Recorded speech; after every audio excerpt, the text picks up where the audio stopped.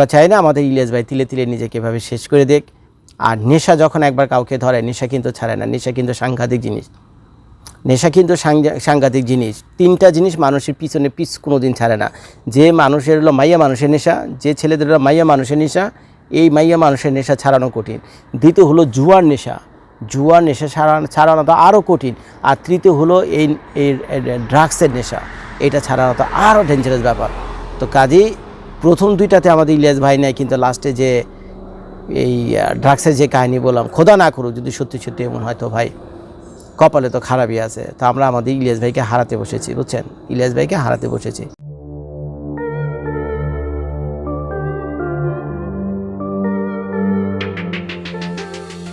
তো এর আগে যে ভিডিওটা করছিলাম ওই শেষের দিকে বললাম না যে আমার এক খুব কাছের বন্ধু, সে কিন্তু নিউ ইয়র্কের যেখানে থাকে, যে অ্যাপার্টমেন্টে থাকে আমাদের ইলিয়াস ভাইয়া, তোর পাশের অ্যাপার্টমেন্টেই থাকে। তো সকাল বিকাল দেখা হয় তার সাথে, সকাল বিকাল দেখা হয় তার সাথে, একই এলাকা থাকে, একই গলিতে থাকে, দেখা সাক্ষাৎ তো হইবেই। তো ইলিয়াস ভাই তার গাড়িটা যেখানে পার্ক করে রাস্তার পাশে, তো ওই আমার দোস্ত ওই তো আশেপাশে কোথাও গাড়িটারে পার্ক করে, তো নানান কারণে দেখা সাক্ষাৎ হয়। আমার দোস্তরে বলছিলাম যে ইলিয়াস ভাইয়ের বর্তমান খবর টবর কি একটুখানি বইলো তো আমারে, তাকে তো দেখি না গত 1-2 সপ্তাহ ধরে, তো ফেসবুক ইউটিউবে তো সে নাই। তো কিছুক্ষণ আগে দেখলাম সে আমার ফোন দিয়েছে, বুঝছেন, প্রথম মেসেজ দিয়েছে যে জজ ভাই ফ্রি আছেন কি না, কল দেবো। আমি ঠিক আছে দোস্ত কল দাও।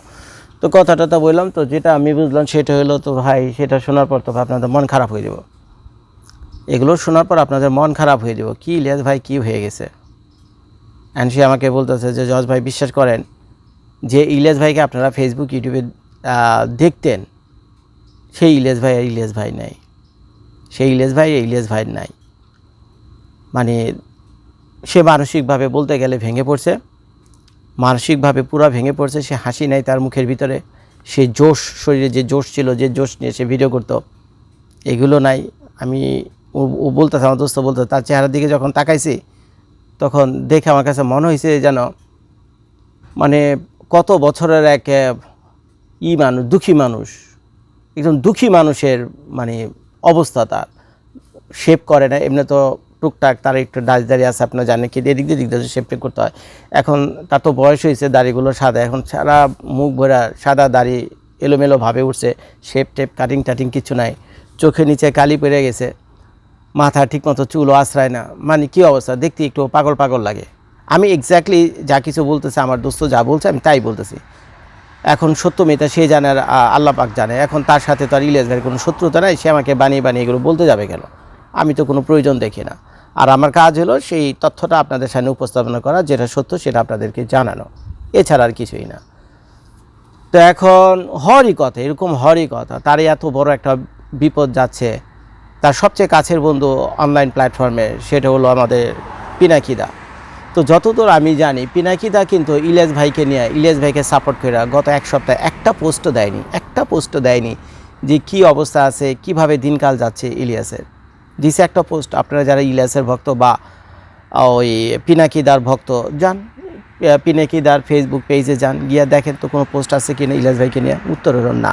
তার নিজের ব্যক্তিগত অনেক পোস্ট আছে, বুঝছেন, নিজের ব্যক্তিগত পোস্ট, এই করছে সেই করছে, হ্যান হয়েছে ত্যান হয়েছে ইত্যাদি ইত্যাদি, যেটা সে সচরাচর করে। কিন্তু তার বন্ধু এত বড় বিপদে আছে, তার বন্ধুর এখন ফেসবুক পেজ নাই, ইলিয়াস ভাইয়ের কথা বলছে, তার বন্ধুর এখন ফেসবুক পেজ নাই, তার বন্ধু এখন ইউটিউব থেকে 90 দিনের রিস্ট্রিকশনের ভিতরে আছে, 90 দিনের ভিতরে কোনো ইউটিউবে ভিডিও আপলোড করতে পারবে না, কমিউনিটি গাইডলাইন ভায়োলেট করার কারণে ইউটিউবে।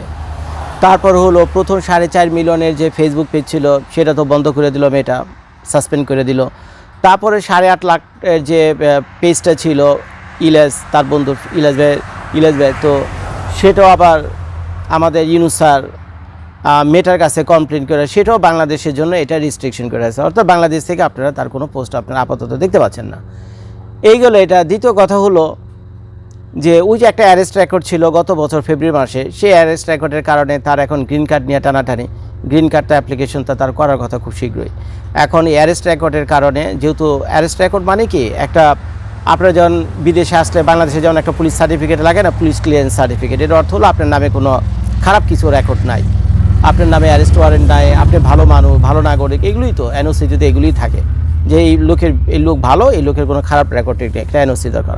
ঠিক তেমনই আমেরিকাতেও এই গ্রিন কার্ড যখন আপনি আবেদন করবেন, তো গ্রিন কার্ডের জন্য এই ধরনের ব্যাকগ্রাউন্ড চেক করা হয়। তো তার ব্যাকগ্রাউন্ড চেকে গত বছর যা কাম সে করছিল মিল্টন এবং তার বোন ওই নীলার সাথে গিয়ে, তো তার একটা অ্যারেস্ট রেকর্ড তো ফাইলে রয়েই গেছে আমেরিকা সরকারের ফাইলে, ডিপার্টমেন্ট অফ স্টেটে। এই গেল এক কাহিনী। তো এই কারণে সে বড় পেরেশানিতে আছে। দ্বিতীয় কথা হলো কিছুদিন পর তো তার সিটিজেন হওয়ার তো একটা প্ল্যান ছিল। গ্রিন কার্ড তো পার্মানেন্টভাবে আপনি থাকতে পারবেন, কিন্তু আমেরিকার সরকার যে কোনো সময় গ্রিন কার্ড আপনার কেড়ে নিতে পারে। আর প্রতিটা মানুষ যখন গ্রিন কার্ড পায় আমেরিকাতে, তার পরবর্তী টার্গেট থাকে হলো সিটিজেন হওয়ার। এটাই নিয়ম। সিটিজেন হলে তার আমেরিকা থাকা মোটামুটি পাকাপোক্ত হয়ে যায়, সচরাচর এদেরকে বের করে দেয় না। এখন তো গ্রিন কার্ড নিয়ে লাগছে টানাটানি, সিটিজেন তো বহুত পরের কথা। এখন এই গ্রিন কার্ডের যে গুরুত্ব কী জিনিস, সেটা যার কাছে নাই, এই আমেরিকা পাসপোর্টের যে গুরুত্ব কী জিনিস যার কাছে নেই, সেটা বুঝবেন না। যারা আপনি আমেরিকাতে আছেন, এই বিভিন্ন পলিটিক্যাল অ্যাজাইলাম বা বিভিন্ন রিলিজিয়াস রিফিউজি হিসেবে এখানে আছেন আপনারা, তো তারা জানেন একটা গ্রিন কার্ডের জন্য, একটা সিটিজেনের জন্য কীভাবে দিনরাত স্বপ্ন দেখেন এবং আল্লাহর দরবারে কত ফরিয়াদ করেন যে আল্লাহ আমার গ্রিন কার্ডটা যদি হয়ে যায়, হে আল্লাহ ইমিগ্রেশন কোর্ট থেকে যদি আমার একটা রায় আসে এবং রায়টা যদি আমার পক্ষে যায়, তাহলে আল্লাহ আমি একটা গ্রিন কার্ড পাবো। তো গ্রিন কার্ডটা এরকম লক্ষ লক্ষ কোটি কোটি মানুষের একটা মানে কি বলবো, এটা হলো সাপের মণি বুঝছেন তো, এত অমূল্য। যার নাই সে বুঝে, বুঝছেন, যার নাই যে বুঝেন, যার আছে তার কাছে তো আছে, সেইটার গুরুত্ব বুঝবে না। কিন্তু যাদের নাই, এই যে লক্ষ লক্ষ মানুষ অ্যাজাইলাম সিকার আমেরিকাতে আছে, যে একটা বার জিজ্ঞেস করে দেখেন এই গ্রিন কার্ডের জন্য তারা প্রত্যেক দিন কতবার আল্লাহর দরবারে ফরিয়াদ করে। এখন বুঝতে পারছেন কি একটা ইম্পর্টেন্ট জিনিস। এখন নানান আকাম কুকাম করে গিয়ে তো সে তার ভবিষ্যৎ নষ্ট করছে। এখন বাংলাদেশের ভালোর জন্য উনি ভিডিও করে থাকুক, প্রতিবাদ করার জন্য ভিডিও করুক, বা যাই করুক না কেন, বাংলাদেশে মানুষকে নিয়ে করতে গেছে। এখন উনি তো ভালোই ছিল, ওখানে উবার চালায়, খেয়ে দিয়ে ভালোই আছে, দুটো ফুটফুটে বাচ্চাও আছে। এখন এই বাংলাদেশ নিয়ে চিন্তা করতে গিয়া, এইসব আকাইমা ভিডিও করতে গিয়া সব কিছু ঠিক ছিল, কিন্তু বাংলাদেশ বিরোধী যখন ভিডিও করতে গেছে, তখন সারা বাংলাদেশের মানুষ তার বিপক্ষে চলে গেছে। ইভেন ইউনূস স্যার নিজেও আওয়ামী লীগ সরকার ছিল আমাদের ইলিয়াস ভাইয়ের সবচেয়ে বড় শত্রু, কিন্তু আওয়ামী লীগ সরকারের যতটা সর্বনাশ তার করছে, তার চেয়ে 100 গুণ বেশি সর্বনাশ করলো এখন ইউনূস স্যার। অথচ ইউনূস স্যার কিন্তু মানে লাইক মাইন্ডের, বুঝছেন, তাদেরই মানে আন্দোলনের ফল। এই ইউনূস স্যার কিন্তু আমাদের ইলিয়াস ভাই বলেন, পিনাকি বলেন, তাদেরই আন্দোলনের ফল কিন্তু আমাদের ইলিয়াস ভাই, তো তাদের তো পক্ষেই থাকার কথা ছিল। আর তেমন কিছুই হয়নি ইলিয়াস সাথে ডক্টর মোহাম্মদ ইউনূস সাথে, যে ডক্টর মোহাম্মদ ইউনূস এরকম একটা প্রতিশোধ নেবে আমাদের ইলিয়াস ভাইয়ের উপর। চ্যানেল যা কিছু আছে সব তো খাইছে। এখন ইলিয়াস ভাইয়ের ঘরে অশান্তি তৈরি হয়ে গেছে, পিছনের একটা অ্যারেস্ট রেকর্ডের কারণে সে এখন আসছে একটা বিরাট বিপদের ভিতরে। তারপরে আবার বাংলাদেশে আসার একটা হয়তো সম্ভাবনা ভবিষ্যতে তৈরি হইতো তার, এখন তো আরও বন্ধ হইলো। এখন যে বাংলাদেশের মানুষ তাকে মন প্রাণ দিয়ে ভালোবাসত, সেই বাংলাদেশের মানুষের কম বেশি তাকে এখন ঘৃণা করতে শুরু করছে তার সাম্প্রতিককালের অ্যাক্টিভিটিস দেখা, বুঝছেন। ওই যে 16 ডিসেম্বর বালের দিবস, মানি না, হ্যান না ত্যান না, তারপরে বাংলাদেশ হলো ওই শেখ মুজিবুর হলো ভারতের দালাল, এইসব সস্তা কথাবার্তা বলে টিলা পাবলিকের সেন্টিমেন্ট নিয়ে উনি খেলেছে, সহজ সরল মানুষের বিশ্বাস নিয়ে উনি খেলেছেন। একটা জিনিস আপনারা উত্তর দেন তো আপনারা, যে আমেরিকা যে ইসের কাছ থেকে স্বাধীন হয়েছে, ব্রিটেনের কাছ থেকে স্বাধীন হয়েছে, নিজে তার স্বাধীন হতে পারেনি যদি ফ্রান্স এসে সাহায্য না করতো। এখন ফ্রান্স তার সোলজার দিয়ে সাহায্য করছে, গোলা বারুদ কামান ট্যাঙ্ক দিয়ে সাহায্য করছে না? কাকে করছে? তখন আমেরিকার সেই তরুণ নেতা, আমেরিকার সেই নেতার কী ছিল, সেই বিদ্রোহের নেতা কী ছিল, ইনসার্জেন্সির নেতা কী ছিল? সে ছিল হলো জর্জ ওয়াশিংটন, যেটা কিনা আপনার আমেরিকার যে ডলার বিল আছে, ডলার বিলের উপর যে ছবিটা আছে, সেটার ভিতরে আপনি দেখবেন জর্জ ওয়াশিংটন, ওই যে মাথায় একটু চুল কম, বুঝছেন, ওই লোকটা, বুঝছেন, উনি জর্জ ওয়াশিংটন। তা এখন ওই লোকটাকে এই কামান গোলা বারো দিয়ে সাহায্য করছে কে? ফ্রান্স সাহায্য করছে। আর ফ্রান্সের সাহায্য নিয়ে ব্রিটিশদের কাছ থেকে আমেরিকার স্বাধীন হয় 1776 সালে, 1776-এ, তাই না, 4th of July। এখন খেয়াল করে দেখেন, স্বাধীন হওয়ার পর জর্জ ওয়াশিংটনকে কি সবাই বলছে ফ্রান্সের দালাল? বলছে? আমেরিকার মানুষজন কোনোদিন বলছে? একটা দেশের স্বাধীনতা আনতে হইলে নানান রকম অঘটনের ভিতর দিয়ে যেতে হয়, ভালো মন্দের ভিতর দিয়ে একটা দেশ স্বাধীন হয়। বিভিন্ন স্ত্রী থাকে এর পিছনে, তাই না? এত কিছু গুনলে তো চলে না, কিন্তু দেশটা মোটামুটি স্বাধীন হয়েছে, ব্রিটিশদের হাত থেকে স্বাধীন হয়েছে, এটি বড় কথা। তো এখন আমেরিকার মানুষজন এটা বুঝতে পারলো, এটা নিয়ে আমেরিকা কোনো দিন আজও পর্যন্ত কোনো টু শব্দ হয়নি। আমি শুনিনি আমেরিকার মানুষদের বলতে লেগে যে ও তো জর্জ ওয়াশিংটন ছিল ফ্রান্সের দালাল। কিন্তু ভাই, যে শেখ মুজিবুর রহমান দেশ স্বাধীন করে দিয়ে গেছে, ভালো হোক মন্দ হোক দোষ গুণ মিলিয়ে মানুষ, উনি তো ফ্রেস্তা, উনি নিজেও বলে যায়নি, আছে হাজারটা দোষ আছে, ভাই দেশ তো স্বাধীন হয়েছে, এইখানে কেন হাত দিতে গেলেন? তা এখন এই শেখ মুজিবুর রহমানকে ভারতের দালাল বলাল বইলা টিলা আজে বাজে কথাবার্তা বইলা পাবলিকের একটা সস্তা সেন্টিমেন্ট ঠিক করেছে, অল্প সময়ে বেশ পপুলার ঠিকই হয়েছে, কিন্তু নিজে সর্বনাশ নিজেই করছে। এখন না হতে পারবে আমেরিকার, না পাবে আমেরিকার গ্রিন কার্ড, না হতে পারবে আমেরিকার সিটিজেন, না যাইতে পারবে বাংলাদেশে, না করতে পারবে কোনো আমেরিকার ফেডারেল জব, কোনো সরকারি জব, কোনো ফেডারেল জব বা কোনো স্টেট জব, সারা জীবন ওনার এই উবার চালাই খেতে হইবে, আর নাহলে বড় যার একটা মুদি দোকান দিতে হবে, অর্থাৎ ফিউচার তো ওনার তো গেছে।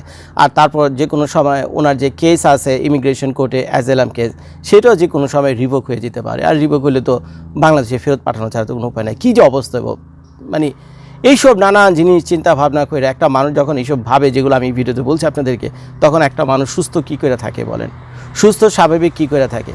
তো এখন তাকে দেখে যেটা মনে হচ্ছিল, আমার দোস্ত যেটা বললো, সে তো ওই নেশায় আক্রান্ত হয়ে গেছে, নেশাক্ত যেটা বলে নাকি, বিভিন্ন নেশা জিনিসপত্র উনি খায়, খেয়ে মানুষ যখন বিভিন্ন হতাশায় থাকে, জীবন সম্পর্কে যখন আশা ছেড়ে দেয়, মানুষের মানে তার লাইফের প্রতি তার আর কোনো ইন্টারেস্ট নাই, নানান কারণে হয়তো তার ভিতরে এটা ফিল হতে পারে যে দেশের মানুষের জন্য আমি এত কিছু করলাম, এখন সেই দেশের মানুষই আমাকে ঘৃণা করে, সেই দেশের মানুষই এখন আমার ইউটিউব ফেসবুক দেখতে পারে না। তো এই যে খুব কষ্ট, পারিবারিক যন্ত্রণা, বুঝছেন, আরও অনেক কিছু আছে, বলতে গেলে ভিডিওটা অনেক বড় হয়ে যাবে, তার ভবিষ্যৎ তো নষ্ট। তা এখন এগুলোর জন্য একটা মানুষ স্বাভাবিকভাবেই সে তখন জীবনের প্রতি যখন ইন্টারেস্ট হারিয়ে ফেলে, আশা ভরসা হারিয়ে ফেলে, তখন সে চায় এগুলো সব ভুলে থাকার জন্য। আর ভুলে থাকার একমাত্র হলো কি খাওয়া, ড্রাগস নেওয়া।